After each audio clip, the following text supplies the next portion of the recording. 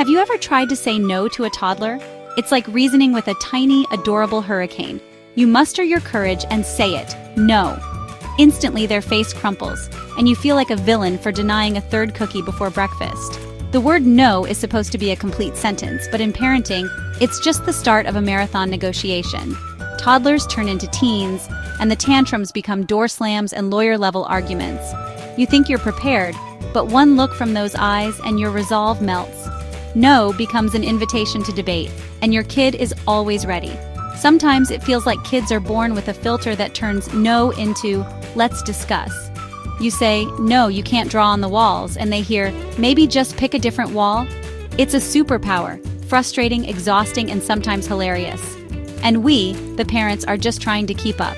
Welcome to the world where no is never the end of the conversation. Every child is a budding lawyer, and the case is always the unjust ruling of parental authority. You say, no, you can't stay up late, and suddenly you're in a courtroom. They fire off questions. But why? Don't you trust me? Studies say creative minds work better at night. Logical appeals, emotional pleas, and negotiations follow. If I finish homework now, I'll help with chores tomorrow. You almost fall for it until the emotional appeal hits. All my friends are allowed to. Don't you want me to be happy? Then comes the deal-making. What if I just watch educational videos? It's basically homework. Before you know it, your no has been sliced into a million compromises. And if all else fails, the silent treatment arrives, a moody ghost haunting your house. Heavy sighs, eye rolls, and a thick air of disappointment. It's a war of attrition, and they have all the time in the world. Sometimes you give in just for peace. Parenting is tough in this courtroom, but you're still the judge, most days. Picture this, a calm Tuesday at the grocery store. My 5-year-old spots neon green gummy worms and asks, "Can I have these?" It's 9:30 a.m. I say, "No, it's too early for candy." He counters, "It's not candy, it's worms. Worms are protein." I admire the creativity, but hold my ground. They're sugar worms, still no. He moves to phase 2 public appeal. "My mom won't let me eat protein," he tells strangers. The judgmental looks start. I offer an apple. He looks at it like it's dirt. We're at a standoff in aisle 5. He goes limp, anchoring himself to the floor. I crack. "Fine, we'll get the worms, but only after lunch, and don't tell Dad." He grins, victorious. After lunch, he gets 2 worms. My husband walks in.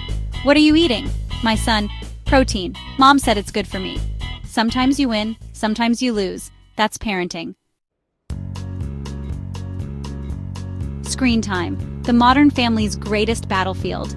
You say, "That's enough iPad for today," and are met with despair worthy of a Shakespearean tragedy. The excuses are endless. "But I'm learning. It's social. It's strategic thinking." 5 more minutes always turns into 30. I tried a no screens at dinner rule once. The silence was deafening. My teenager looked like he was going through withdrawal, scrolling an invisible phone. Conversation attempts get you one-word answers. Fine. Everyone just waits to return to their glowing rectangles. Try to lead by example and your own phone betrays you. The kids catch you. "Aha, you're on your phone." At that moment, you've lost all credibility. The screens win again. The battle continues tomorrow. How do you survive the daily no battles? First, pick your battles. If you say no to everything, it loses its power.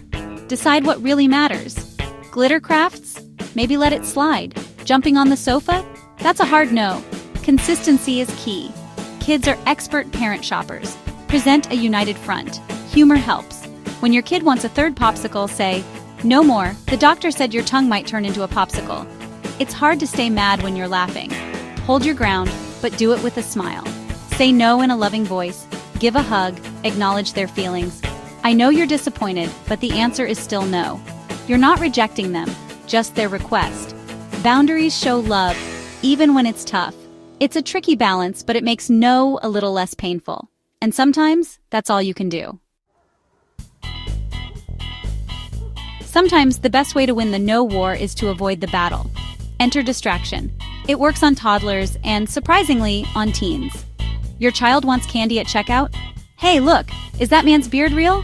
By the time they realize you're in the car. The key is to act fast, redirect their focus to something more exciting. "No, we can't buy that toy, but let's build a pillow fort at home." Suddenly the toy is forgotten. For screen time, try a dance party. put on music, dance like a maniac, and watch the spell break. Sometimes a simple question works. No more cookies, but if you could have any superpower, what would it be? Their brain shifts gears and the problem disappears. It's parenting sleight of hand.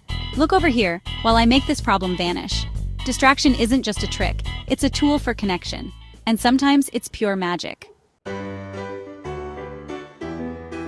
After all the standoffs and negotiations, remember why we say no. It's not to be mean, it's because we love them. Every no is a lesson in health, self-care, and life's realities. Boundaries are guardrails, not walls. Kids don't see it now, but we're protecting their future. Sometimes, love means letting them be a little unhappy today so they can be stronger tomorrow. They won't thank you now, but one day they'll understand.